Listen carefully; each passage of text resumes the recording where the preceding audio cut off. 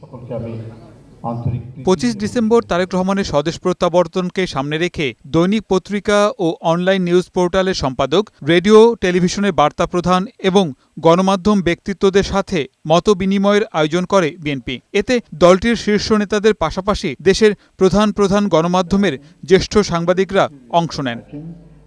এতে অংশ নিয়ে বিভিন্ন গণমাধ্যমের জ্যেষ্ঠ সাংবাদিকরা বলেন, আগামী দিনের যে চ্যালেঞ্জ আসছে তা মোকাবেলায় সবাইকে ঐক্যবদ্ধ থাকতে হবে।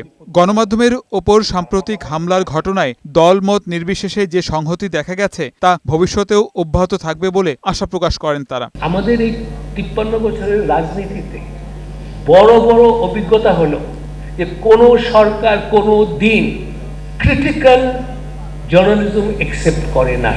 আমি আশা করব নতুন বাংলাদেশে এই ক্রিটিক্যাল আপনারা নেবেন।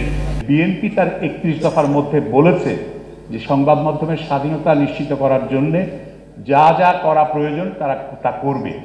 আমরা আশা করব এই কমিশনের সুপারিশ বাস্তবায়নে আপনারা উদ্যোগ নেবেন এবং বাংলাদেশের যে ভিত্তিমূল যার পক্ষে বিএনপি শক্তিশালী অবস্থান নিয়েছে 71-এর মুক্তিযুদ্ধ এবং স্বাধীনতা এবং গণতন্ত্র এবং নির্বাচনের মধ্য দিয়ে ক্ষমতার পরিবর্তন, এটাই একমাত্র সমাধান সকল অনৈক্য বিভেদ বৃহৎ সংকট থেকে বের হয়ে আসে। সতর্ক থাকতে হবে যে তারেক রহমান যদি ফিরে আসেন এবং তার পরবর্তী কয়েকদিন যেন কোনো বিচ্ছিন্ন কোট ঘটনা না ঘটে, এটা খুবই জরুরি। এ সময় বিএনপির সিনিয়র যুগ্ম মহাসচিব রুহুল কবির রিজভী বলেন, সকলকে সত্যিকার অর্থে গণতান্ত্রিক সমাজে ফিরে আসতে হবে, যেখানে প্রত্যেকের কথা বলার অধিকার নিশ্চিত হবে।